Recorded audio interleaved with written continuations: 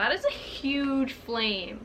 I'm gonna need you to calm down, sir. Look how big that flame is. Hey guys, it's Natalie, and it's fall, y'all. It's spooky time. I've got my spooky socks on, and I am ready for Halloween. So, I thought I would do a very cozy, relaxing video today. My very first book rant review. I never expected to hate a book so much that would provoke me to make an entire video dedicated to ranting about it, but here we are, book rant review number 1. This was my second 1-star book of the year, and I'm filming this one first because I checked this book out from the library and I have to return it, so I'm filming this one first. So if you haven't noticed, I've set the mood. I'm wearing my pajamas, we've got fall decorations, I have a candle, and that's because I'm about to expel some major negative energy into the universe and I need a calm, happy environment. So sit down, sit back, get some popcorn, maybe some chamomile tea, light a candle, and we're gonna have a good time. So the book I'm going to be ranting about today is none other than Catcher in the Rye by J.D. Salinger. And I read this book 4 years ago in high school, as most high schools require. Some of them are sensible enough to not require this to be read in high school, but my high school here in southern Florida, where we have very high standards, we had to read Catcher in the Rye in 10th grade, and so I did. And I didn't really remember too much about the book. I remembered the plot and everything like that, but I didn't remember like specific details. So I thought, you know what, it's time to give it another try. And upon reading this book, I realized why I didn't retain any of the information from it, and that's because it is pure and utter garbage. I feel like with classics, especially with this one like Catcher in the Rye that is so controversial, especially for its time, I feel like the reviews are very mixed. You either hate this book or you love this book, and I unfortunately was one of the people who hated it, and I really don't like to hate things. I really don't like having that negative energy rise within me. Like I said, everyone is entitled to their own opinion. I'm not trying to bash the people that like this book. If you were one of the people who was able to like really appreciate this book and find meaning in it and connect with it, that's great, and I love that, and I love how people have different tastes in books. So I'm not crapping on the people who actually love this book. I'm just stating my opinion and letting you guys know what I thought of it. So let's get into the video. I honestly don't even know where to start with this book, but I'm gonna try my best. So for those of you who have not read Catcher in the Rye and who did not have this as required reading and do not know what it's about at all, this book is about a boy named Holden Caulfield. He is 16 years old and he flunks out of yet another prep school, and kind of to avoid telling his parents and out of pure boredom and curiosity, he goes to New York City for 2 days and kind of just messes around. That's the entire plot, if you even want to call that a plot. So basically Holden is just going around the city, doing whatever he wants, going to hotels, going to bars, you know, buying prostitutes, because that's what 16-year-old boys in the 1950s and 40s do. So yeah, let's get right into this bad boy. Let's hop right into this. I've got my review pulled up. I have a fancy little note card here, and let's just get right into it. So just to clarify, when I read this in 10th grade, I read it front to back, I analyzed it, I had follow-up questions, I had discussions with my entire class.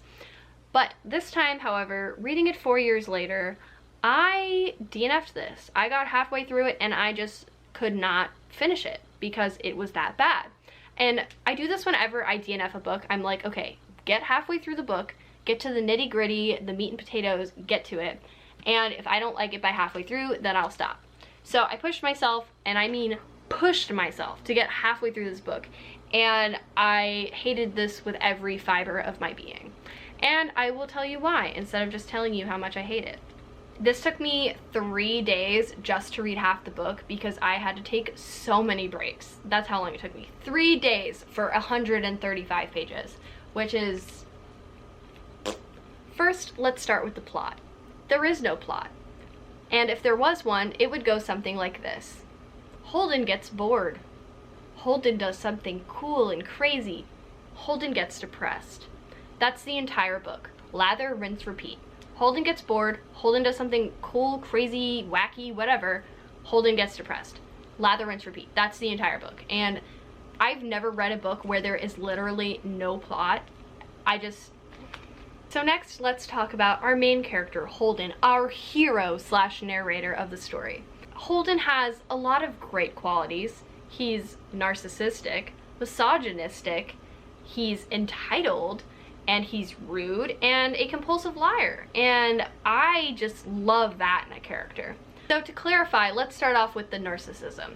So essentially, Holden thinks he's the best thing that's ever happened on this earth, and he is so obsessed with himself. Like, he thinks he's so awesome, and he thinks that everyone around him is a phony and a sheep and just like conforming, and Holden's like, I'm not conforming. And it's like, he's not even doing it in an unironic way. Like, he just is a narcissist. Holden is fake woke, essentially. Like, he is the definition of fake woke. Like, he thinks that he knows everything because he's 16 years old. He's a wise old chap.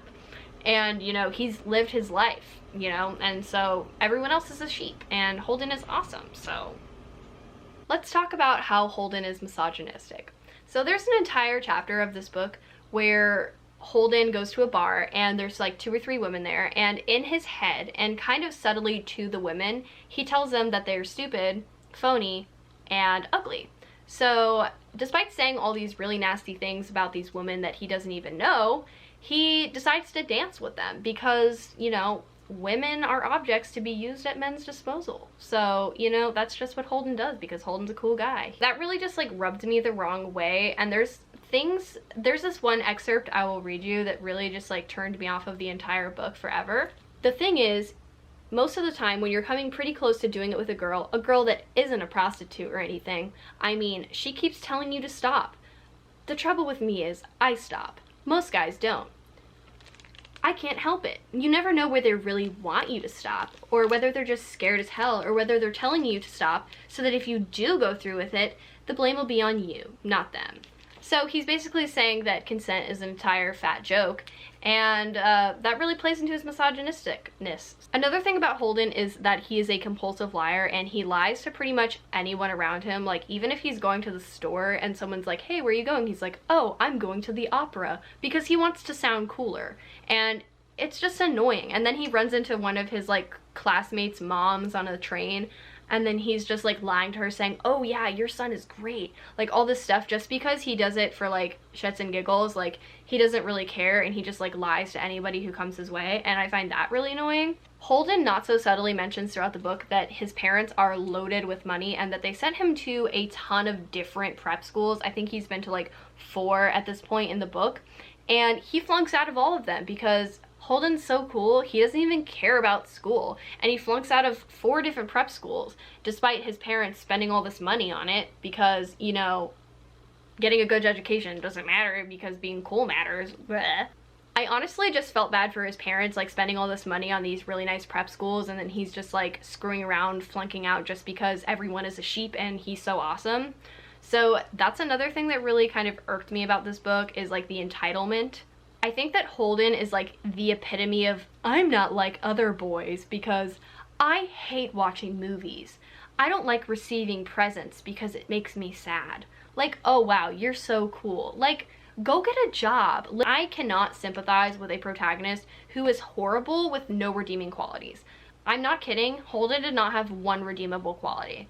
Like, he was kind of funny. Like, some of the like the insults he threw were like kind of funny. Like, he said this one guy was like as sensitive as a toilet seat or something, and I thought that was pretty funny.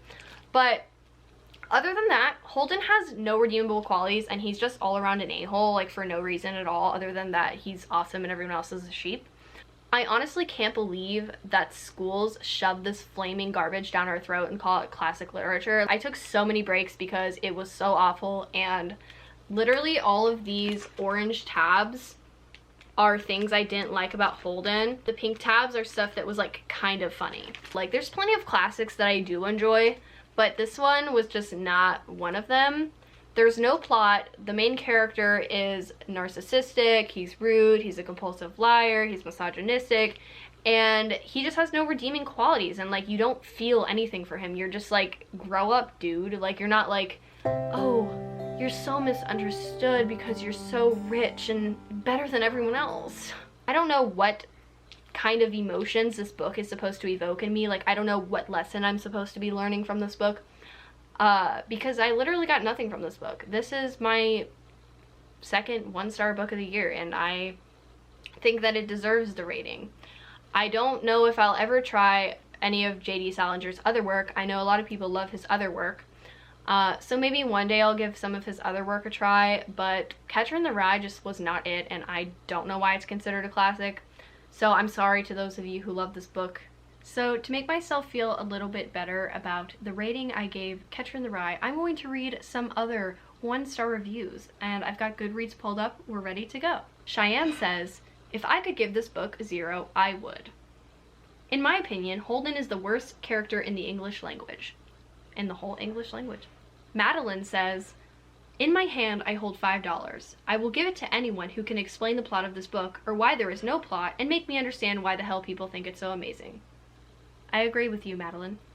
Dan Porter says, reading this book was one of the biggest wastes of my time in the past 20 years. So, you know, if you like this book, you know, comment down below and tell me, like, what lessons you learned from this book, or, like, if you connect to Holden and why. Like, I'm genuinely interested because I would like to hear from other people who have different opinions than me. So, I think that's it for my rant review. I ranted so hard that I'm sweaty. Thank you guys so much for watching this video. Leave a like and subscribe down below, and hit the notification bell if you don't want to miss a single upload. This definitely won't be my last rant review video.